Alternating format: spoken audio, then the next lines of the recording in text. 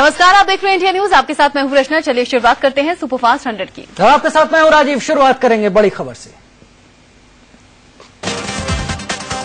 पाकिस्तान अपनी नापाक हरकतों से बाज नहीं आ रहा है। जम्मू के आरसपुरा सेक्टर में एक बार फिर पाकिस्तान की तरफ से रात भर फायरिंग की गई। रात के सन्नाटे में गोलियों की तड़तड़ाहट से पूरा इलाका गूंज उठा।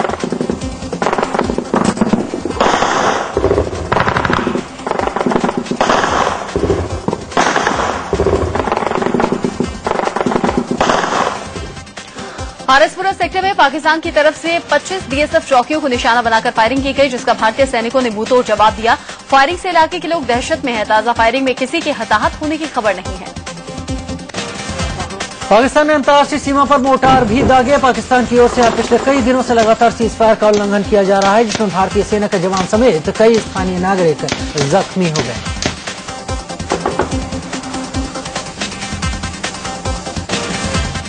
शनिवार की रात 10 बजे से अरनिया और आरसपुरा सेक्टर में पाकिस्तानी सेना की ओर से रुक रुक कर फायरिंग की गई।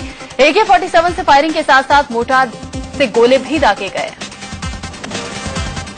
इससे पहले भी शुक्रवार की रात पाकिस्तान की ओर से अरनिया और आरसपुरा सेक्टर में की गई फायरिंग में मां बाप बेटे की जान चली गई। हमले में BSF के एक जवान समेत 7 लोग जख्मी हो गए। पाकिस्तान की तरफ से लगातार जारी फायरिंग से सरकार भी सख्ते में है। इस मुद्दे पर गृह मंत्री ने BSF के DG से बातचीत की और सरहद पर तैनात जवानों से पाकिस्तान का मुंहतोड़ जवाब देने के लिए कहा। इससे पहले बीती रात गृह मंत्री राजनाथ सिंह ने सीजफायर के मुद्दे को लेकर प्रधानमंत्री नरेंद्र मोदी से मुलाकात की। PM आवास पर मोदी और राजनाथ की मुलाकात करीब 1.5 घंटे तक चली। पाकिस्तानी फायरिंग में ग्रामीणों के मारे जाने पर रक्षा मंत्री अरुण जेटली ने दुख जाहिर किया। उन्होंने कहा कि पाकिस्तान की तरफ से होने वाले सीजफायर उल्लंघन का आर्मी और BSF मुंहतोड़ जवाब दे रही है। देखिए, मुझे नहीं लगता कि बहुत अटकलें लगाने की अभी हमें आवश्यकता है, लेकिन जो घटनाएं हुई हैं बहुत निंदनीय हैं और सिविलियंस की जान चली जाए वो और भी निंदनीय है। फेसबुक के जरिए ISI के हनी ट्रैप का पर्दाफाश हुआ है। ISI ने एक लड़की की मदद से हिमाचल के सेना के एक जवान को फंसाकर सेना की कई जानकारियां जुटाई। UP STF ने जवान को गिरफ्तार कर लिया। मेरठ से गिरफ्तार हुए ISI एजेंट की निशानदेही पर गिरफ्तारी हुई। वृंदावन में UP BJP प्रदेश कार्य समिति की बैठक के एजेंडे से अचानक लव जिहाद। UP STF ने जवान को गिरफ्तार कर लिया। मेरठ से गिरफ्तार हुए ISI एजेंट की निशानदेही पर गिरफ्तारी हुई। वृंदावन में UP BJP प्रदेश कार्य समिति की बैठक के एजेंडे से अचानक लव जिहाद को हटा दिया गया। आज बैठक के आखिरी दिन सिर्फ सांप्रदायिक हिंसा पर ही प्रस्ताव पास होगा। आज बैठक में गृह मंत्री राजनाथ सिंह का आना भी रद्द हो गया है। लव जिहाद का इस्तेमाल विश्व हिंदू परिषद और धर्म जागरण मंच जैसे संघ परिवार के कुछ संगठन करते हैं। कल ये बात सामने आई कि UP BJP ने बैठक के एजेंडे में लव जिहाद को भी शामिल किया है, लेकिन आज BJP ने यू टर्न ले लिया। BJP अध्यक्ष अमित शाह आज से 2 दिन के जम्मू कश्मीर दौरे पर हैं। शाह के साथ पार्टी महासचिव JP नड्डा, राम माधव और पार्टी के कई वरिष्ठ नेता भी रहेंगे। नेता विधानसभा चुनाव को लेकर रणनीति बनाएंगे।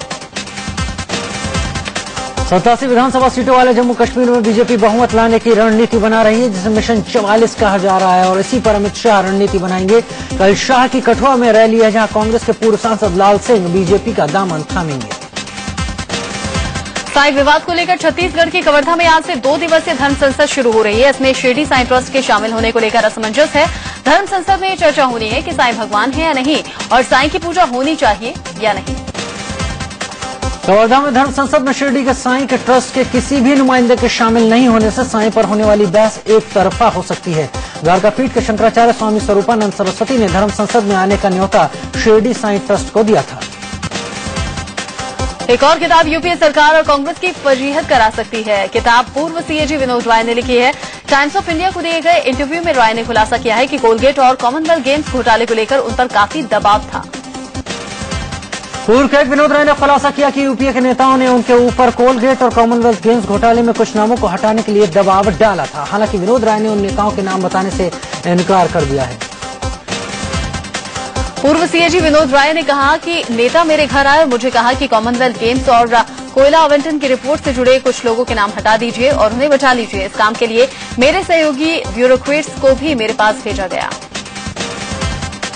पूर्व CAG विनोद राय ने यह भी कहा कि PM की जिम्मेदारी काफी महत्वपूर्ण होती है और हर बड़े कदम में आखिरी फैसला उन्हीं का होता है। मनमोहन सिंह ने कुछ मामलों में ये फैसला किया और कुछ में नहीं। जिन लोगों को सही वक्त पर सही फैसले लेने थे, उन्होंने ऐसा नहीं किया। पूर्व सीएजी विनोद राय की किताब नॉट जस्ट एन अकाउंटेंट 15 सितंबर को रिलीज हो रही है। किताब सार्वजनिक होने के बाद पूर्व पीएम मनमोहन सिंह और कांग्रेस की फजीहत तय है, क्योंकि कई घोटाले की बारीकियों के बारे में इस किताब में लिखा गया है। मनमोहन सिंह के कार्यकाल पर सवाल उठाने वाली किताबों की झड़ी लग गई है। पूर्व केंद्रीय मंत्री नटवर सिंह, संजय बारू, पूर्व कोयला सचिव पीसी पारक की किताबों ने भी पूर्व पीएम मनमोहन सिंह और कांग्रेस की खूब फजीहत कराई थी। हरियाणा के मुख्यमंत्री भूपेंद्र सिंह हुड्डा आज पानीपत में रैली कर रहे हैं। माना जा रहा है कि हुड्डा अपने 10 साल के कार्यकाल की रिपोर्ट जनता के सामने पेश करेंगे। रैली में कई वरिष्ठ कांग्रेसी नेता भी मौजूद रहेंगे। केंद्र सरकार ने महाराष्ट्र के राज्यपाल के शंकर नारायणन का तबादला कर दिया है। उनको मिजोरम भेजा गया है। पिछले दिनों ही मिजोरम की राज्यपाल कमला बेनीवाल को बर्खास्त कर दिया गया था। उनकी जगह शंकर नारायणन को भेजा गया है। शनिवार की आधी रात राष्ट्रपति भवन के शंकर नारायणन के मिजोरम तबादले का आदेश जारी किया गया। शंकर नारायण का कार्यकाल 2017 में खत्म हो रहा है। गुजरात के राज्यपाल ओपी कोहली को महाराष्ट्र का भी चार्ज दिया गया है। दिल्ली के गाजीपुर इलाके में बदमाशों ने एक शख्स की हत्या कर दी। हत्या को लेकर लोगों का गुस्सा पुलिस पर फूटा और पुलिस वालों से हाथापाई होने लगी। लोग सीमा विवाद को लेकर उलझी पुलिस के रवैये से नाराज थे। दरअसल गाजीपुर इलाके में पेट्रोल पंप के पास 3 लड़कों पर बदमाशों ने तलवार और चाकू से हमला कर दिया। इस हमले में पेशे से बाउंसर बादल की मौत हो गई, जबकि 2 लड़के जख्मी हो गए। घायलों ने बताया कि लूटपाट के इरादे से हमला किया गया। वारदात के बाद शिकायत करने पहुंचे लोगों को पुलिस ने टालना शुरू कर दिया। दिल्ली पुलिस इसे गाजियाबाद का मामला मान रही थी और गाजियाबाद पुलिस वारदात को दिल्ली में बता रही थी। इसी से नाराज लोगों ने पुलिस के साथ हाथापाई शुरू कर दी। दिल्ली के ज्योति नगर इलाके से अगवा हुए व्यापारी दिनेश अग्रवाल की गोली मारकर हत्या कर दी गई। 20 अगस्त को अगवा हुए शेयर ब्रोकर दिनेश की लाश हरियाणा के रोहतक से मिली। अपहरण करने वालों ने 3 करोड़ की फिरौती मांगी थी। यूपी के हापुड़ में तनाव अभी पूरी तरह से थमा नहीं था कि मुरादाबाद में हंगामा शुरू हो गया। शहर के कटघर इलाके में एक लड़की से छेड़छाड़ के मामले ने तूल पकड़ लिया, जिसके बाद गुस्साए लोगों ने कई गाड़ियों को आग के हवाले कर दिया। मुरादाबाद में कई घंटे सड़कों पर लोगों का हंगामा चलता रहा, लेकिन पुलिस ने कोई एक्शन नहीं लिया। पीड़ित लड़की के घरवालों और आसपास के लोगों ने दोषियों पर कार्रवाई न होने पर नाराजगी जाहिर की है। दरअसल एक लड़की से सरेराह कुछ लड़कों ने छेड़खानी शुरू की। आरोप है कि विरोध करने पर उसकी पिटाई भी की गई। लड़की के घर वालों ने पुलिस में शिकायत दर्ज करवाई, लेकिन कार्रवाई न होता देख वो भड़क गए। यूपी के संभल में 2 छात्राओं ने एक मंचले की जमकर पिटाई की। छेड़खानी करने वाले इस लड़के को बीच सड़क पर इन दोनों ने चप्पलों से पीटा। आसपास के लोगों ने भी इन लड़कियों का साथ दिया। संभल के सरथल इलाके में 3 मंचले कई दिनों से इन लड़कियों को परेशान कर रहे थे। इस बार उन्होंने छेड़खानी की तो लड़कियों ने तीनों को घेर लिया। 2 लड़के भाग गए, लेकिन एक हत्थे चढ़ गया।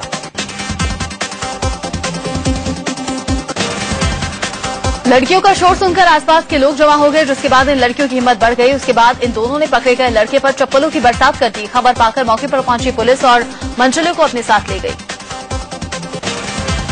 केंद्रीय मानव संसाधन विकास मंत्री स्मृति ईरानी ने मुंबई में पीएम नरेंद्र मोदी पर एक कॉफी टेबल बुक लॉन्च की। इस कॉफी बुक में नरेंद्र मोदी के पीएम बनने तक की कहानी तस्वीरों के जरिए बताई गई है।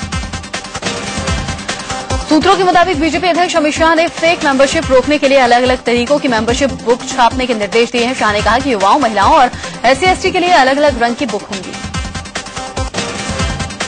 बीएसपी अध्यक्ष मायावती ने प्रधानमंत्री नरेंद्र मोदी पर निशाना साधा। पूछा कि कहां हैं अच्छे दिन। मायावती ने कहा कि मोदी सरकार को 3 महीने हो गए, लेकिन इन 3 महीनों में जनता की उम्मीदें टूटी हैं।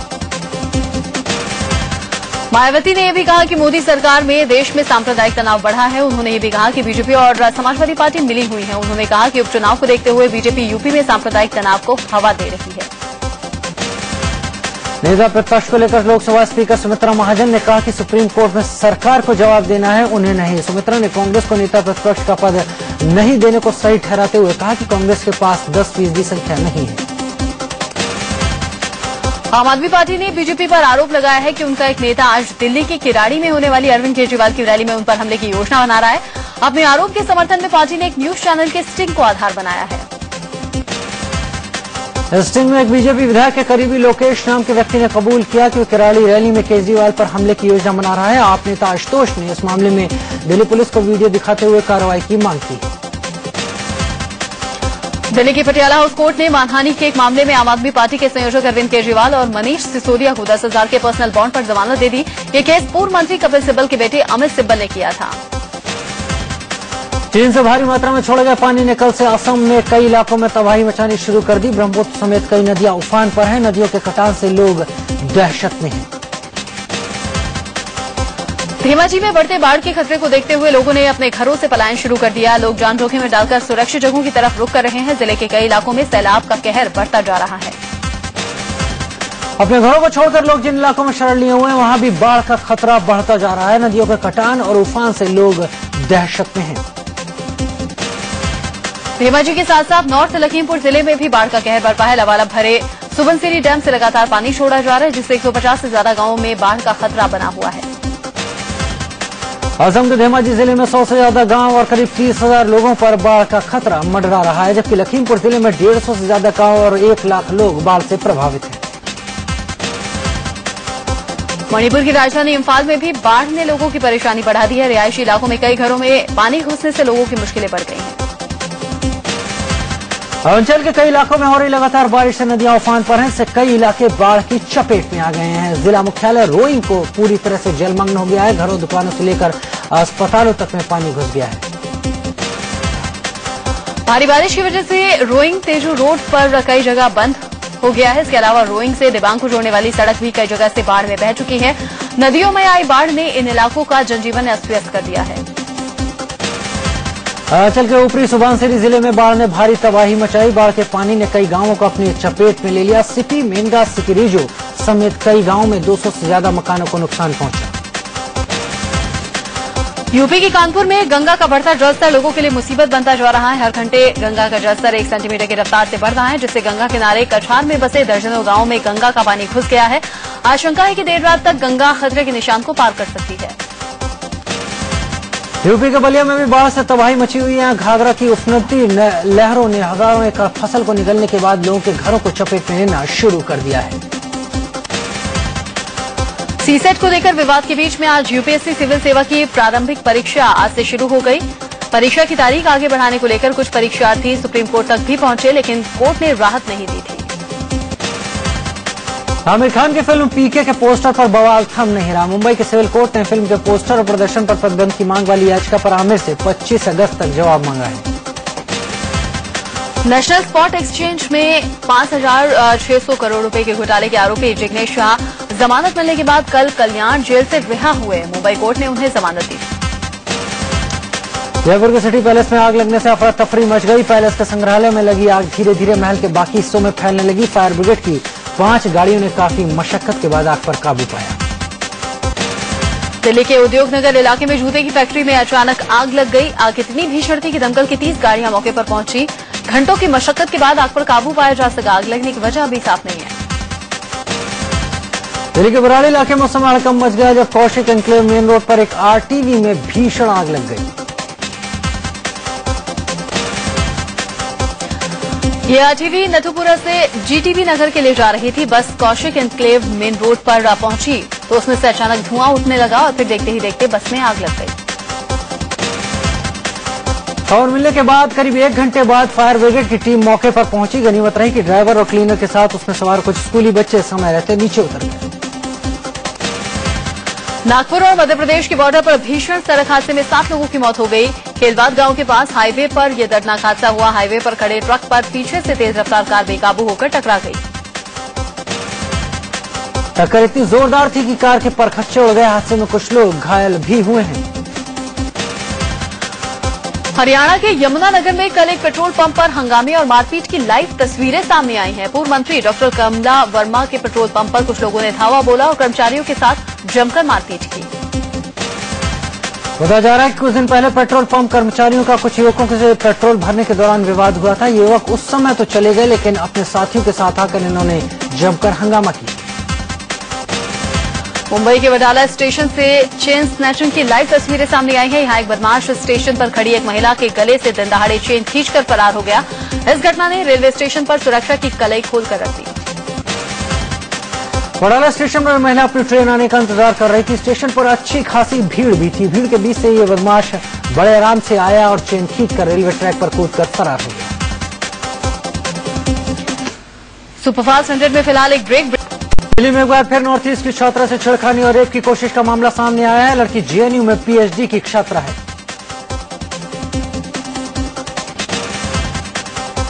दिल्ली के खजूरी खास इलाके में एक महिला से रेप का मामला सामने आया है। रेप का आरोप एक तांत्रिक पर लगा है। आरोप है कि तांत्रिक ने तंत्र मंत्र झाड़ू फूंक के झांसे में डालकर महिला से रेप किया।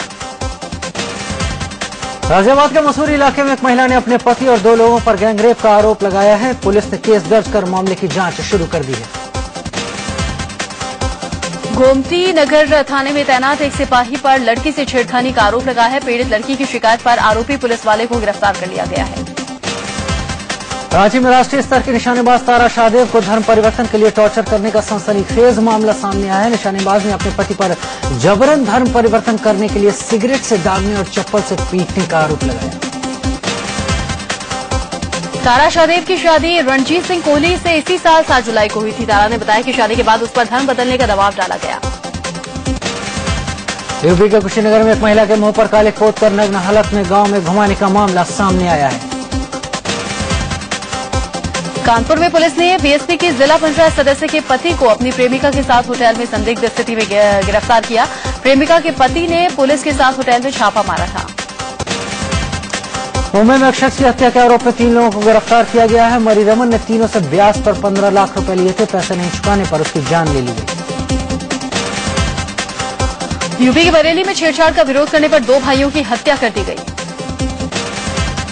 दक्षिणी दिल्ली के मुनेरका इलाके में सीआरपीएफ के एक रिटायर्ड कमांडेंट ने गोली मारकर खुदकुशी कर ली। मध्य प्रदेश के छिंदवाड़ा में तैनात लेबर इंस्पेक्टर के अपहरण का मामला सामने आया है। वो कार से जा रहे थे, तभी उन्हें अगवा कर लिया गया। गाजियाबाद के एक मॉल में चप्पल पहनकर पहुंचने पर बाउंसर्स ने 6 लड़कों की जमकर पिटाई कर दी। लड़के यहां फिल्म देखने आए थे। दिल्ली में पुलिस ने शराब पीकर गाड़ी चलाने वालों और बाइकर्स पर शिकंजा कसना शुरू कर दिया है। इससे पहले दिल्ली पुलिस ने खतरनाक स्टंट करने वाले बाइकर्स और शराब पीकर गाड़ी चलाने वालों पर लगाम लगाने की कवायद शुरू की थी। पुलिस ने परिवहन विभाग से 16,000 लाइसेंस रद्द करने की सिफारिश की है। मेरठ के बाल सुधार गृह में बाल कैदियों ने जमकर हंगामा किया और तोड़फोड़ मचाई। वागन ग्रुप ने नोएडा के सेक्टर 78 के अपने रिहायशी प्रोजेक्ट का पहला चरण पूरा कर लिया है। प्रोजेक्ट पूरा होने के बाद बिल्डर अब लोगों को घर सौंपने की तैयारी में जुट गया है। नोएडा में एक रंगारंग कार्यक्रम में महागुन ग्रुप ने अपने सेक्टर 78 के रिहायशी प्रोजेक्ट के पूरा होने का ऐलान किया।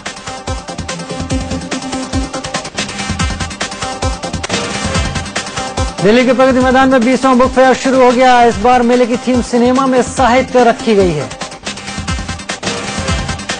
गुजरात के वेरावल में एक कच्चे कुएं में शेर का बच्चा गिर गया। वन विभाग की टीम ने गांव वालों की मदद से काफी देर तक चले रेस्क्यू ऑपरेशन के बाद उसे जिंदा निकाल लिया।